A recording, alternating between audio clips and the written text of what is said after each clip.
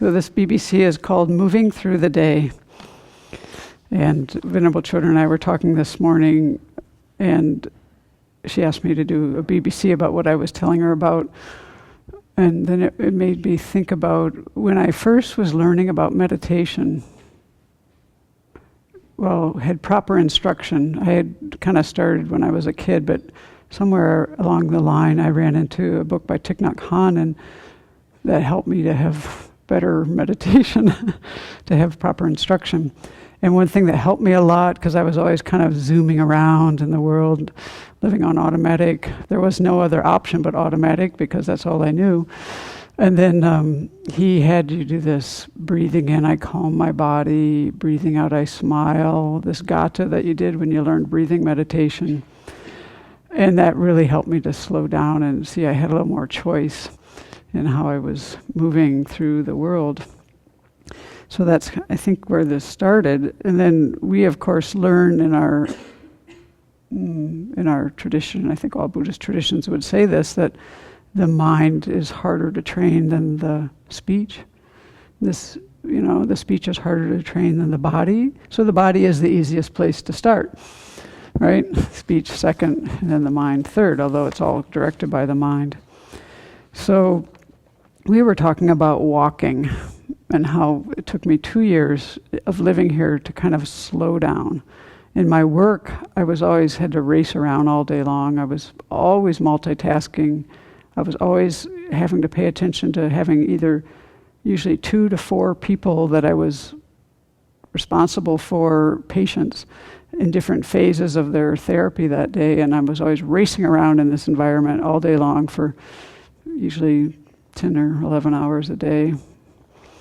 And then coming here, supposed to not race around. that wasn't going to happen.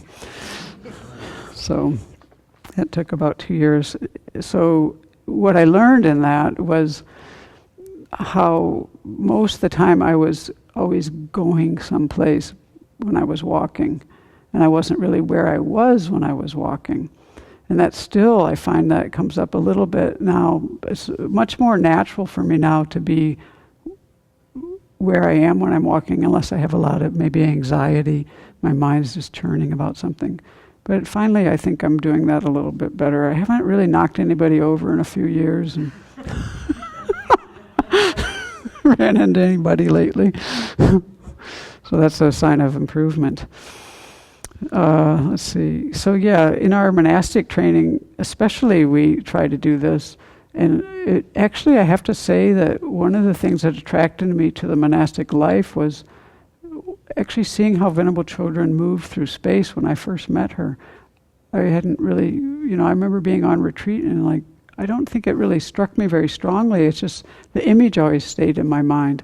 And this was the image I had of a monastic, as someone who moved like her, because I didn't know any other monastics until I met myself, and then it was a little bit different.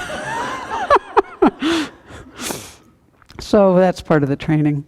And of course, when you see the walking meditation that Thich Nhat Hanh and even their disciples do, oh my gosh, those guys are really something. That's something to really aspire for, and not just for a monastic, but for anyone moving through our day, being where we are, not always in the future or in the past. So we start with the body because the body's easier, but then it goes on to the speaking, which is harder.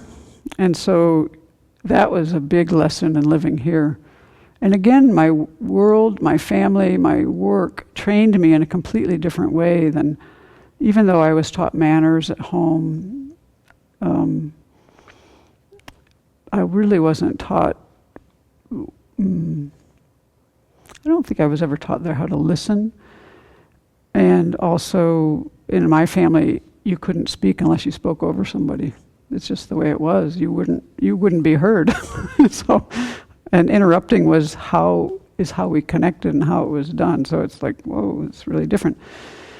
And then it was funny that I actually didn't really realize it until one year here. My two cousins visited years ago, and we were out in the woods.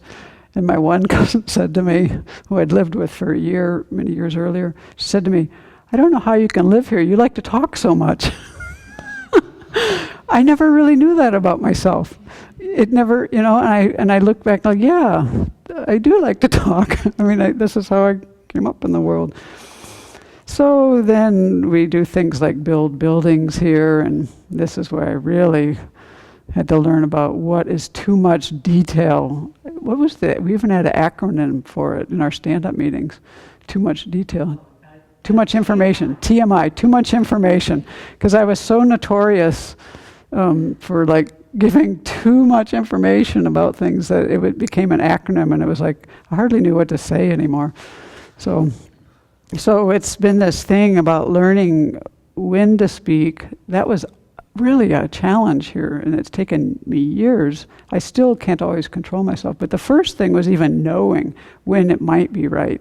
That's taken some years. When and what to say to realize my impact on others.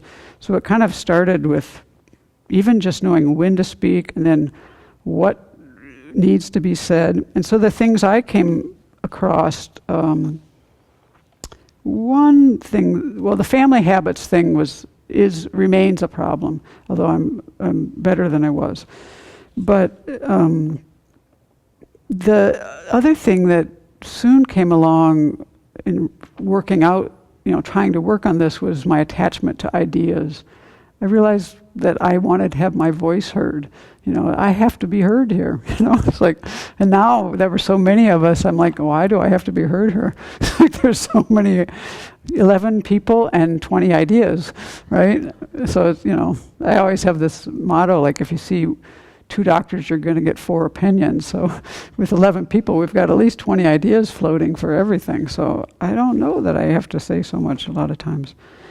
And so that was helpful to realize that was going on for me. And then but then even yet, like there's this issue that we had to work on for some years here of not bowling over our Abbas physically on the stairs. We had that problem for a while, like tromping up and down those stairs and about knocking her over because we were moving so fast. And we got that a little under control. But then there was still the issue of she would come in the door and we were just like on her to talk to her about something, a pressing matter. And so it's taken us some years to let her walk into a building and not just And so that's improved very much over the years. And in that, I watch myself even yet. And what has helped me the most in this one, because sometimes I would see that, wow, I can't control myself here. I would be in my office and I'd be here in the other room talking to someone, and the way I was raised, it was always the more the merrier in a conversation, which is definitely not the way we live here. I've learned you don't really enter into other people's conversations in general here. That is, I would say, a little bit frowned upon. Whereas in my upbringing, this was the norm. This is how we connected, and it was always done that way.